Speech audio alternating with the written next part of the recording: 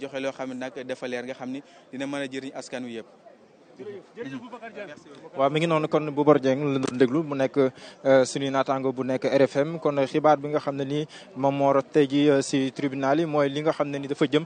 si wàllum siif ak li nga xam ne ni moom mooy complicité de viol loolu yëpp dañ koo dàq si li nga xam ne ni moom mooy procès Ousmane Sonko Adji Sarr waaye li ñu toppee li ñu daan Ousmane Sonko moom mooy li ñuy tuddee corruption de jeunesse waaye ki nga xam ne moom mooy Ndeye Khady Ndiaye incitation à la débauche kon Babacar Kébé mel na ni mbir bi léegi voilà léegi kon ñu dem déglu Ndeye Khady Ndiaye voilà kon dañuy dem déglu ki nga xam ne nii moom mooy Ndeye Khady Ndiaye gannaaw bi mu génnee si procès bi voilà donc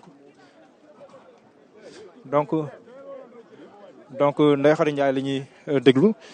mi ngi si biir oto bi nga xam ne ni moom la ñuy gis voilà donc c'est un peu compliqué un peu serré.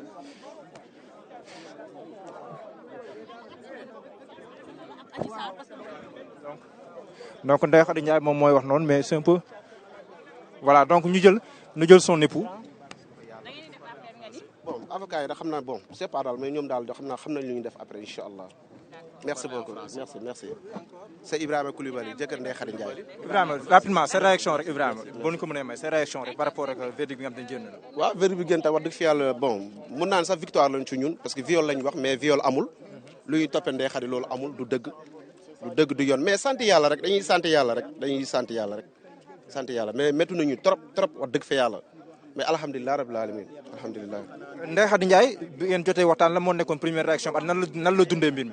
waaw bi si wax loolu dafa tudd yàlla ne alhamdulilah rabbil alamin Ndeye Khady xam nga ku gëm yàlla nag wax dëgg fa yàlla sama jabar ma ngi koy gërëm di ko sant waaw alhamdulilah rek nay sant yàlla xam ne bon lii la yàlla dogal rek. waaw alhamdulilah. ñàkkul ne da ngeen def appel. bon loolu avocat yi xam naa loolu seen liggéey la xam naa après dinañ ko def mais lii ndam la ci ñun quoi wax dëgg fa yàlla ndam la ci ñun.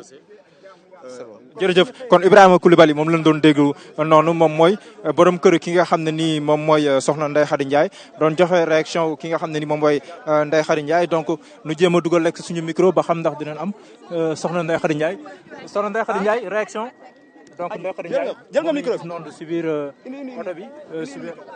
Ndeye Khady Ndiaye kon moom la ñuy gis noonu si biir oto bi mu sol lu bleu le regard serré ni koy gisee noonu le regard sévère waaye itam mel ni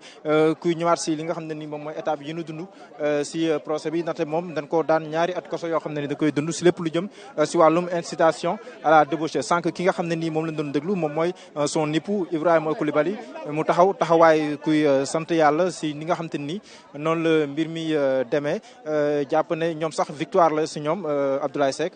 jàpp ne ñoom mbir mi victoire la ndaxte waxu viol lañ doon am te amul li nga xam ne ni tam moom mooy incitation à la débauche ki nga xam ne ni moom mooy Ibrahima Coulibaly jàpp na ne li nga ko si doon tuumaal amul kon voilà kon dañuy dem de l'autre côté rek ak sunu ndaw bi nga xam ne nii moom mooy Babacar Kébé pour xool davantage de réaction ak ñoo xam ne nii dinañ yëkk ay kàddu becc ko si ndogal bi nga xam ne nii moom moo génn tey ji ce tribunal bu Ndakaaru donc tribunal bu Ndakaaru voilà donc mi ngi noonu dañuy avancer rek xool ban réaction moom la ñuy jël voilà donc fu mu toll nii daal situation bi noonu la voilà kon Maître El Hadji Diouf moom mooy waxaat noonu voilà donc foog ñu am tuuti ay leeral si li nga xam te ni moom moo xew biir tribunal dañuy dem jël suñu ndaw bi nga xam ne moo ne yàlla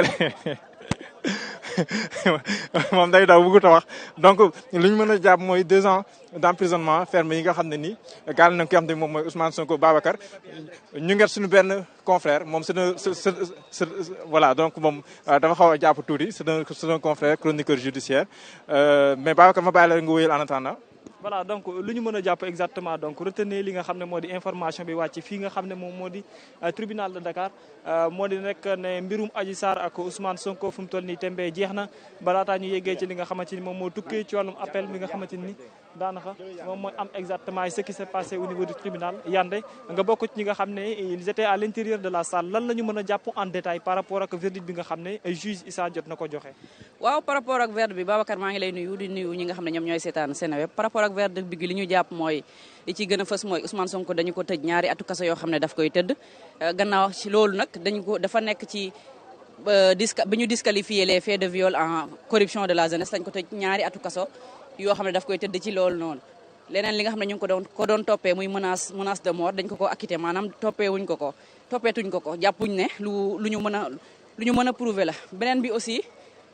Ndeye Khady Ndiaye dañu ko tëj li nga xam ne moom mooy 2 ans de prison ferme ci li nga xam ne moom mooy incitation à la débauche waaye amoon na yeneen ñaari chef d'inculpation yoo xam ne ñu ngi ko doon toppee. benn bi mu ngi nekkoon diffusion d'images contraires aux bonnes mœurs boobu dañ ko acquitté waaye itam comme complicité de viol bi aussi dañ ko acquitté. xam naa daal ci gàttal loolu la ñu mën a jàpp waaye am na tamit beneen amende boo xam ne 600 000 francs lay nekk boo xam ne Ousmane Sonko da koy fay waaye itam Ndeye Khady Ndiaye da koy fay. am na itam 20 millions boo xam ne dommage et intérêt la ba nga xam ne moom la ñuy fay moom la ñuy jox comme ndàmpaay ki nga xam ne moom moo leen accusé di Adji Sarr moom lañ koy fay mu nekk ex-masseuse bi nga xam ne moom moo nekkoon Sweet Beauté nekkoon di liggéey pour Ndeye Khady Ndiaye te moom mooy ki nga xam ne moom moo indi kii di Ousmane Sonko ci kanamu chambre criminelle bu Dakar. voilà léegi est-ce que laaj moom mooy Yandé est-ce que Ousmane Sonko day tëdd léegi est-ce que le juge prononcé na que l'exécution de la peine da nga koy amal léegi wala ndax dañ koy différer xaar ndax appel dina am ak nangam. non détail yooyu jotuñ ko wax ci li nga xam ni moom mooy délibéré bi waaye léegi nii bi ngay déglu yi nga xam ne ñoom ñooy avocat yi dégg nga ñu ne comme dañ ko jugé par contumace il faut mu dem kaso. par exemple bu demee kaso am na sax ñu yegg ci ne bu demee kaso ba pare mën na def li nga xam ni moom mooy appel waaye Ndeye Khady Ndiaye bu ñu koy jugé moom dafa ñëw taxaw